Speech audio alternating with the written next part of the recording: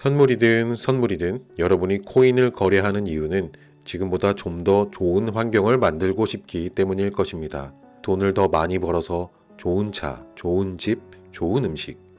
더 나아가서는 매일 스트레스에 치이는 직장 생활을 벗어나서 남의 간섭 없이 나만의 공간에서 오롯이 나의 일만 하면서 더 많이 버는 삶을 원하는 분들도 꽤 있을 것 같습니다. 모든 분들이 자신이 원하는 대로 그렇게 될 수 있다면야 좋겠지만 코인 시장 참여자의 절대 다수는 애초에 자신이 생각했던 좋은 날이 펼쳐지리라는 그때의 희망찬 기대감과는 거리가 먼 뼈아픈 경험을 한 번씩은 다들 해보셨으리라 생각합니다. 때로는 가슴이 뚫리는 듯한 마음의 고통이 찾아오기도 했고 이제 어쩌지? 하는 막막한 고민을 떠안고 힘든 시기를 보냈거나 지금 현재 그런 어려운 시간을 보내고 계시는 분들도 계실 것 같습니다. 그럼 처음에 기대에 부풀었던 그런 생각과는 전혀 다른 힘든 현실이 닥쳐온 이유를 생각해 봐야겠죠. 생각과는 다른 현실이 펼쳐진 이유는 차트 세계는 그것이 코인이든 주식이든 원자재든 환율이든 차트로서 펼쳐지고 매매할 수 있는 판때기에는 모두 아주 어려운 곳이기 때문입니다. 허무할 정도로 너무 당연한 이유인가요? 너무도 당연한 이유이지만 대단히 어려운 곳임에도 불구하고 나는 다른 사람과 달라서 충분히 잘 할 수 있다고 생각했던 것이 가장 큰 패착이 아니었을까요? 정말로 예측을 잘해서 모든 흐름을 예견할 수 있는 사람은 사실 이 지구상에 단 한 명도 없는데 말이죠.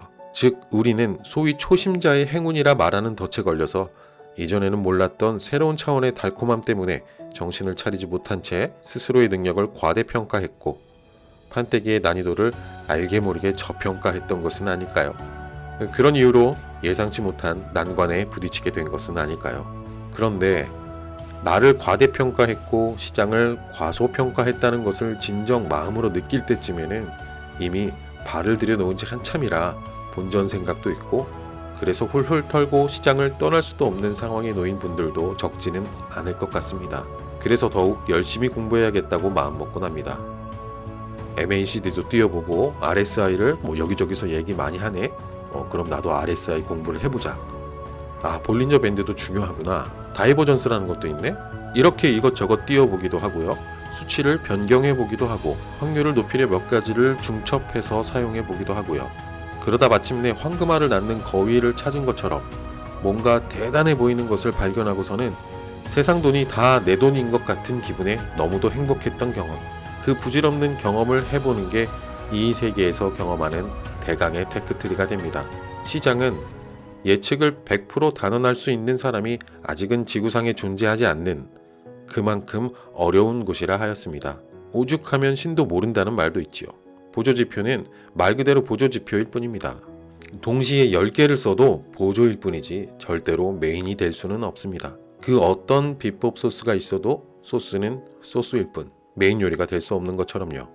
그리고 그런 지표들은 참여자 모두가 다 볼 수 있는 것들입니다. 모두에게 전부 공개되어 있는 것으로 마법스러운 퍼즐을 맞추려고 기울이는 노력은 안타깝게도 장기적으로는 결실을 맺기 어려운 구조가 아닌가 생각합니다. 그럼 이토록 어려운 시장에서 더군다나 곳곳에 지뢰가 깔린 듯한 이 코인판에서 죽지 않고 살아남으려면 살아남아서 수익을 조금씩 쌓아가기 위해서는 대체 뭘 어떻게 해야 할까요? 저는 차트 세계가 그토록 어려운 이유는 거래자가 매매에 접근하는 순서가 잘못되었기 때문이라고 생각합니다. 보통은 처음 매매해보고 수익이든 손실이든 결과를 얻고 그 다음에 차트 공부를 더 하고 이런 순서로 진행됩니다. 하지만 이런 과정은 초반 중요한 요소들이 하나도 포함되어 있지 않는 과정입니다.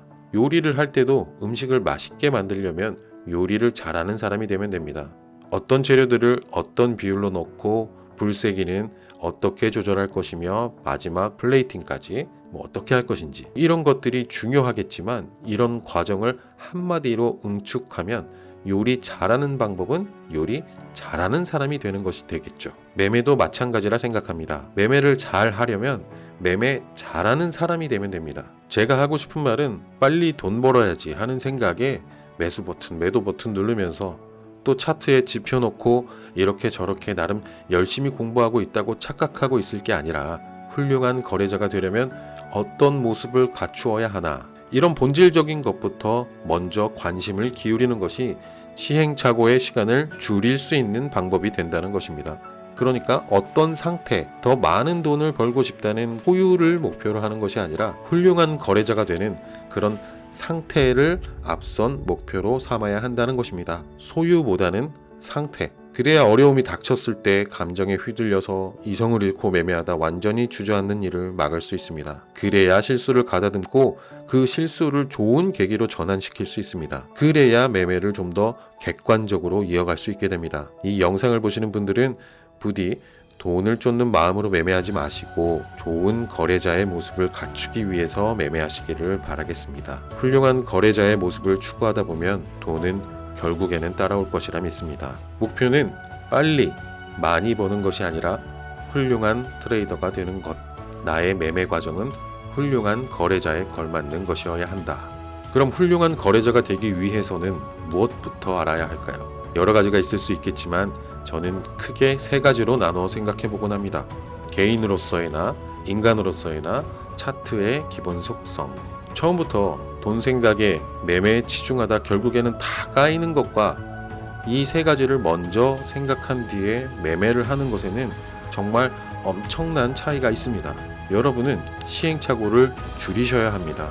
시행착오를 줄이지 못하면 이제는 정말 잘할 수 있겠다는 생각이 들 때, 정말 중요한 그때쯤에 정작 매매 자금은 거의 남아있지 않는 안타까운 상황을 경험할 확률이 높기 때문입니다.